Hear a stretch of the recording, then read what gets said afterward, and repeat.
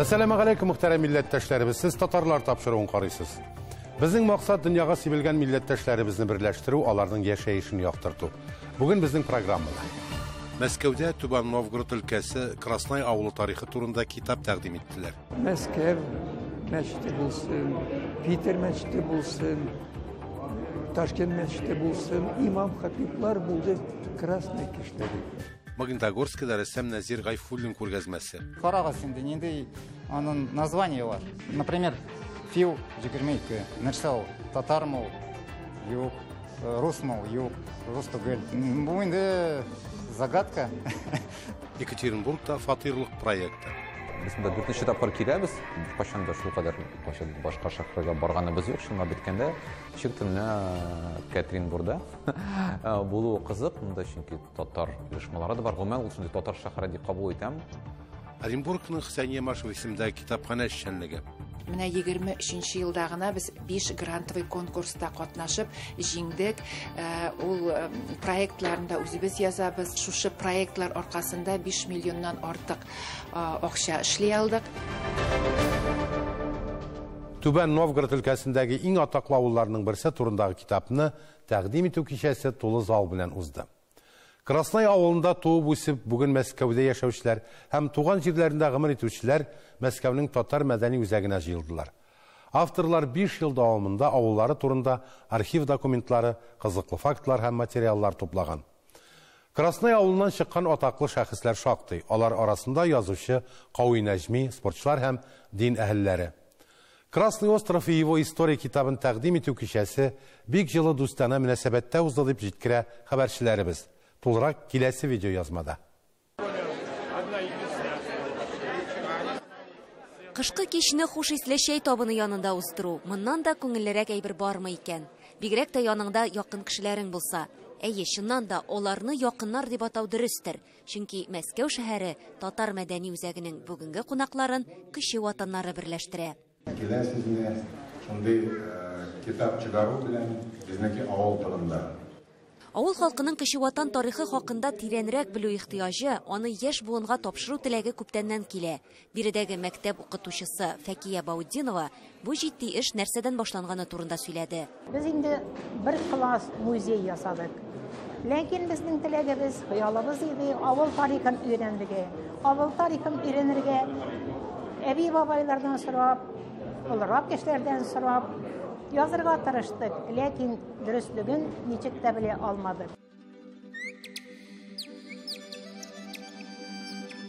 Авылдашлар бу башлангычны хуплап, музей өчен кызыклы һәм әһәмиятле мәгълүматлар белән бүлеште. Туган җире хакында күбрәк белергә теләүчеләр авыл тарихын инде борынгы заманнардан ук торгыза башлый. Krasnay саласы атамасының үз риваяте бар. Бу җирләрдә куе итеп кызыл тал куаклары үскән.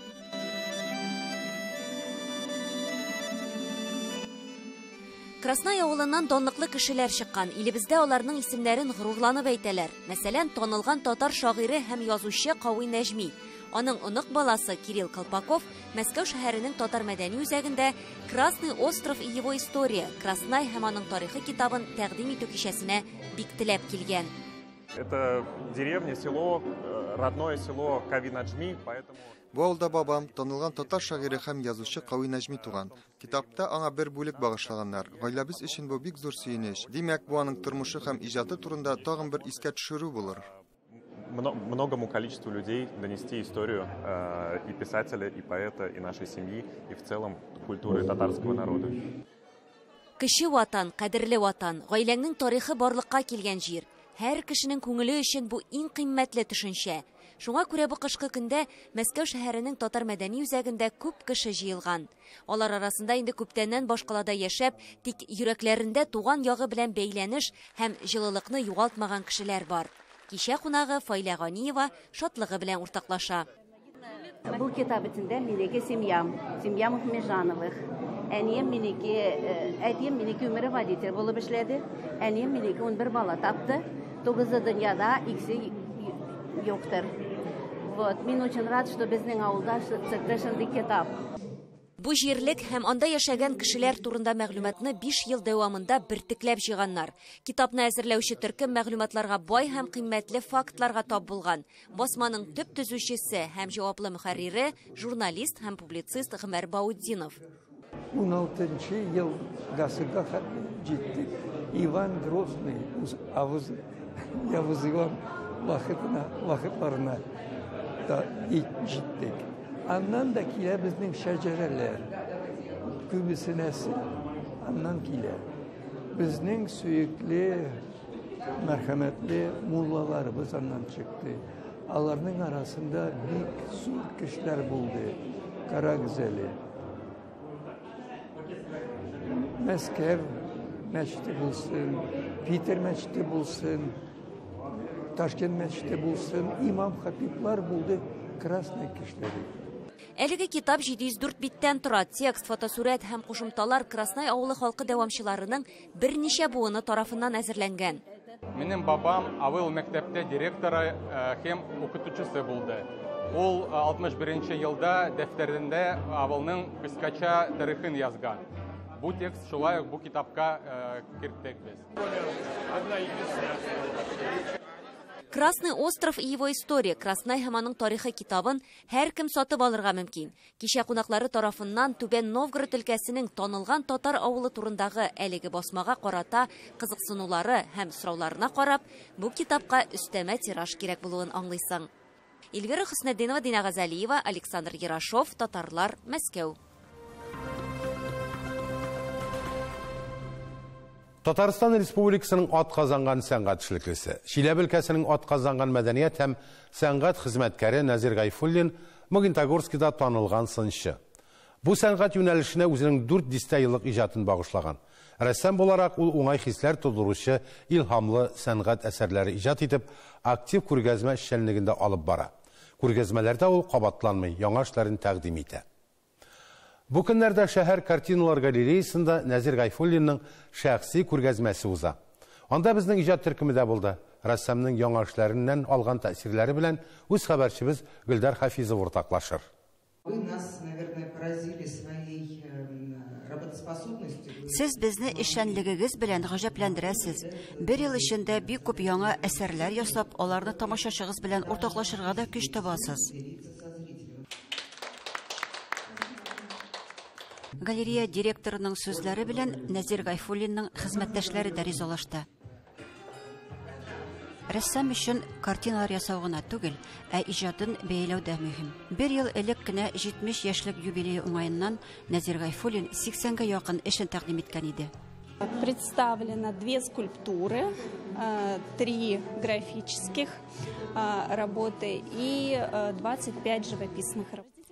Автор бу юлы 2 сын, 3 график һәм 25 рәсем эшен тәкъдим итте. Эшләре барысы да яңа, матур һәм шактый зур форматта. Башта без бу зал җитми дип бераз курыктык та. Что нам не хватит этого зала.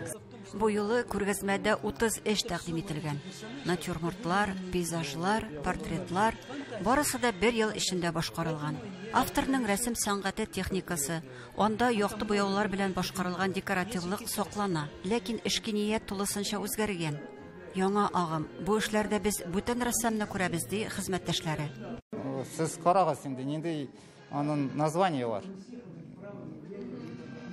Например, күрәбез Фиу 22. Нәрсә ул Фиу 22? Мин Назирдан сорыйм, нәрсә ул? Нигә шундый исем бирдегез сезнең эшкә? Ул миңа әйтә, ул бит фантазия минем. Фиу 22. То есть нәрсә ул? Татармы ул? Юк. Русмы ул? Юк. Рус түгел. Инглиз телдә инде язылган, белмим. Бу инде загадка. Загадка. Картинаның һәр деталендә, һәр төстә серлелек, төсләр якты. Рәссам аларны мул куллана. Төсләрдә дә, композициядә дә җиңеллек һәм бәхет хисе бар ди тамашачылар. Меня очень цепляет вот это буйство красок, Төсләр игътибарны бик нык җәлеп итә. Картиналар галереясына сәнгатьтән ләззәтләнергә һәм ниндидер хисләр, тәэсирләр алырга киләбез. Рәссам кулланган төсләрнең төрлелеге чыннан да рухландыра, хәтта күңелгә җанлылык үсе дип әйтергә дә мөмкин. Миңа пейзажлары бик ошады. Бер картина аеруча күңелемә ятты. Зәңгәр яшел төсмерләргә күчә, ә йортлар артында мәчет күренә. Мин аны алып хәтта өймә дә куяр идем. Шундый стильдә ясалган рәсемнәрне яратам. Эстетично выглядит. Сентябрь дип атала бу эш. Гадәттә көздә булган төсләргә автор күңелдә шатлык һәм уңай хисләр уята торган буяулар өстәгән. Рәсемнәр барысы да бик гади, бала чактагыча кебек ясалган. Бу да рәссамның иҗади алымы. Авыш итеп күрсәтелгән йортларда җылылык бар. Бу йорт балачак та, аның белән бәйле истәлекләр дә. Гомумән авторның һәр эшендә җанлылык. Сәнгать белгечләре сүзләренчә, Магнитогорск рәссамнарыннан мондый юнәлештә Нәзир Гайфуллин гына эшли икән. Рәсем сәнгатендә, графикада, скульптурада аның үз асылы. Бу эшне автор сын ясаган кебек башкарган. Беренче чиратта сынчы буларак Нәзир Гайфуллин форманы яхшы тоя һәм бу аның график рәсемнәрендә ачык күренә. Мин күбрәк живопись белән шөгыльләнә башладым инде. Эшләр алдыннан. Аны уйлап йөрим. Ул минең башта шул килә инде ниндидер бер төрле сюжет. Если сюжет барлыкка килгән икән, ул аңа эшлим дип озак уйланып тормыйм инде. Пока көз бар, эшләргә кирәк дип уйлыйм инде. Узып баручылар, шулай дип атаган автор бу эшен. Сүрәтләнгән йөзләрдә һәркемнең үз язмышы, үз уйлары, дөньяны үз аңлаулары, матурлык турында күзаллаулары булган тамашачылар да Гайфуллинның шәхси күргәзмәсеннән яңа хисләр һәм яңа фикерләр белән таралыштылар. Магнитогорсктан Гөлдар Хафизова, Алексей Абашин, Денис Маленцев, Татарлар. Хөрмәтле тамашачыларыбыз, сез Татарлар тапшыруын карыйсыз. Программабызның икенче өлешендә. Екатеринбургта фатирлык проекты. Без монда 4нче тапкыр киләбез. Кайчан да шул кадәр башка шәһәргә барганыбыз юк. Шуңа биткәндә чиктемне Екатеринбургда булу кызык. Монда чөнки татар оешмалары да бар. Гомумән ул шундый татар шәһәре дип кабул итәм. Оренбургның Хәсәния Машева исемендәге китапханә эшчәнлеге. Менә 23 елда гына без 5 грантовый конкурста катнашып җиңдек. Ул проектларында үзебез язабыз. Шушы проектлар аркасында 5 миллионнан артык акча эшли алдык. Яшь татар активистлары Россиядә беренчеләрдән Екатеринбург шәһәрендә фатирлык проектын башлап җибәрделәр. Анда беренче булып музыкант, журналист, Татарстан егете Рәдиф Кашапов катнашты. Кайнар төркеме ярдәме белән ул Екатеринбургның беренче гильдия сәүдәгәре Камалетдин Агафуровның борынгы йортында чыгыш ясады. Татарстан музыкантлары фатирлыгында безнең төшерү төркемендә булды.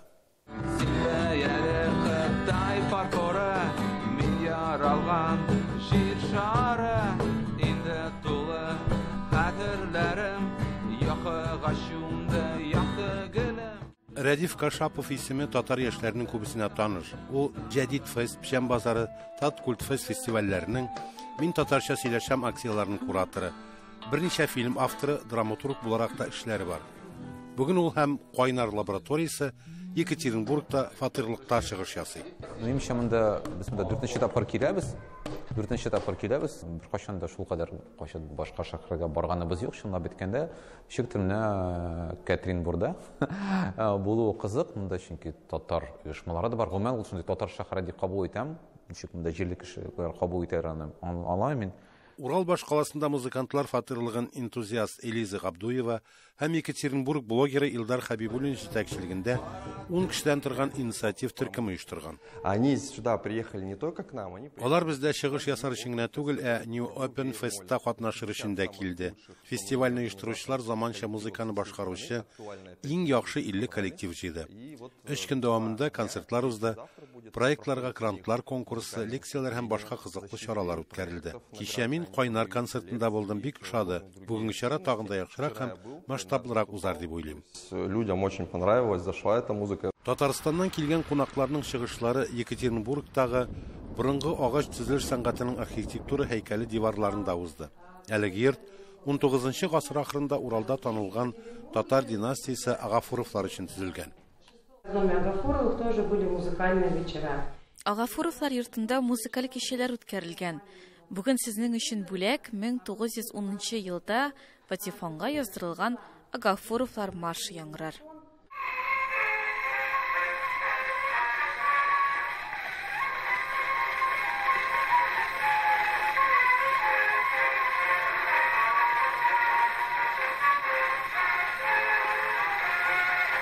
Танылган татар нәселенең тормыш һәм язмышы хакында борынгы көнкүреш әйберләре, Агафуровлар гаиләсе фотопроекты һәм династияның коммерция оешмаларына багышланган экспозициядан белеп була. Бу йортта сәүдәгәр Агафуровлар яшәгән. Аларның сату эшләре, хәйриячелеге һәм гомумән Екатеринбург шәһәре мәдәни һәм иҗтимагый тормышына зур йогынты ясаганнары турында без Агафуровлар йортына килүчеләргә зур теләк белән сөйлибез.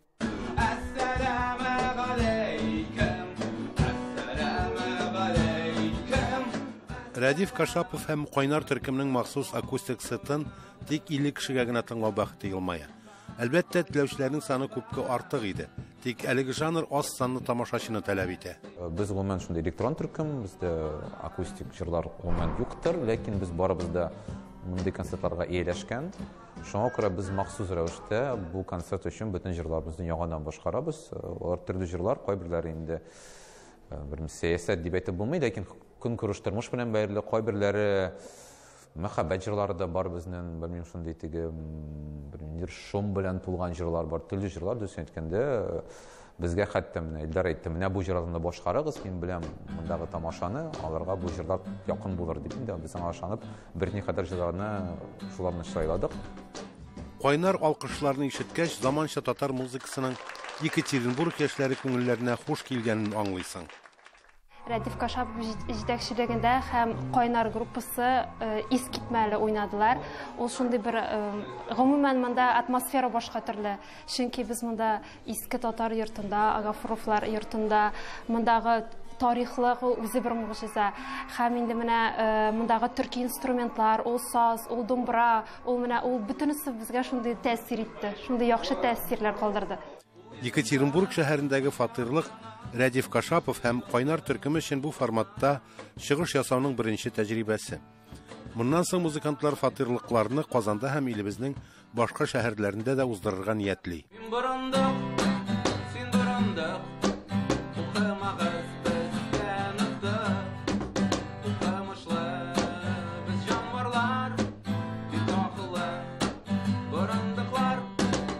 Инсаф Абдулла, Альфия Габдушева, Юлия Шлентова, Татарлар, Екатеринбург.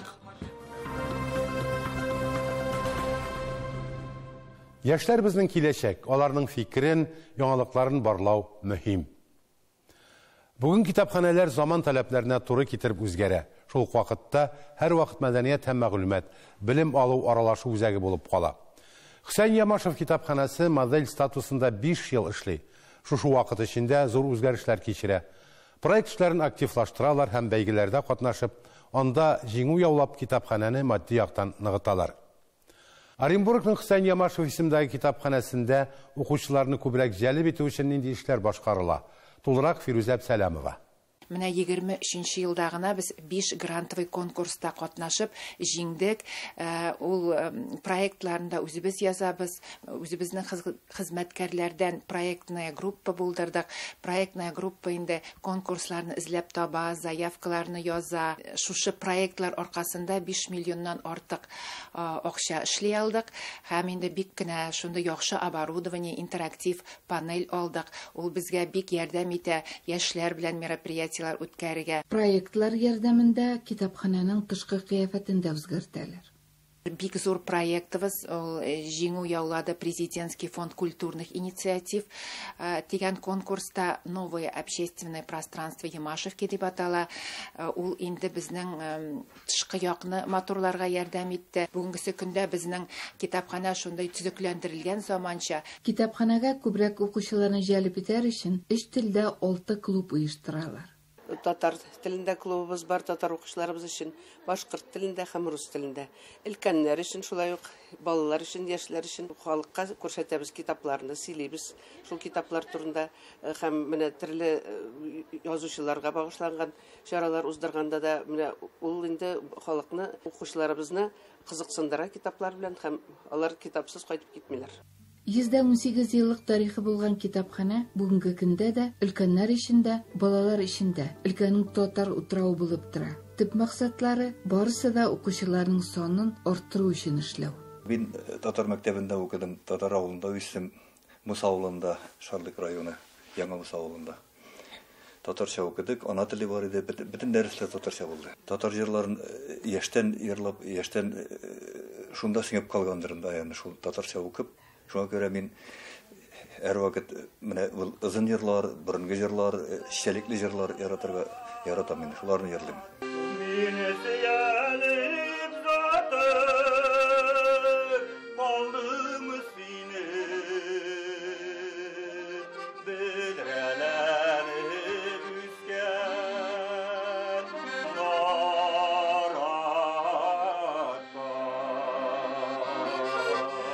Бердәм этник китап йорты проекты җиңүчесе дә булды китапхана һәм аны тормышка ашыру өчен 500 000 сум грант акчасын алды. Хәзерге вакытта әлеге йортта Россиянең иң зур нәшриятләренең 500-дән артык китабы исәпләнә. Бу проект өлкәдә уникаль һәм бердәнбер. Китапхана 2023 елда финанс грамоталыгы өлкәсендә Бөтен Россия китапханалар проектлары конкурсында җиңеп тагын грант алды. Ямашевка территория финансовой грамотности дип атала. Бу инде Бөтен Россия буенча игълан ителгән конкурста җиңеп чыктык. 13 китапханага Россия буенча ярдәм бирелде. Без дә шуңа керә алдык. Хәзер шәһәр китапханасында интерактив уеннар, мастер-класслар һәм табышмаклар ярдәмендә финанс грамоталыгы дәрәҗәсен тикшерергә мөмкин. Китапхана базасында финанс өлкәсендә белемне мәктәп укучысы да, пенсионер да ала ала. Возрастной категорияга, яшьләргә, балаларга һәм старший поколениегә без финансовый грамотность укытабыз. Кандидат экономических наук булгач, мондай проектны ясадык библиотекада.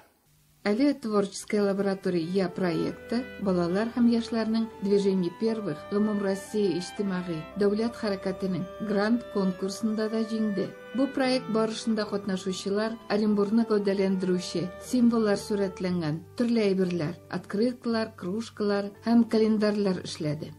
Китап укучылар арасында балалар күп.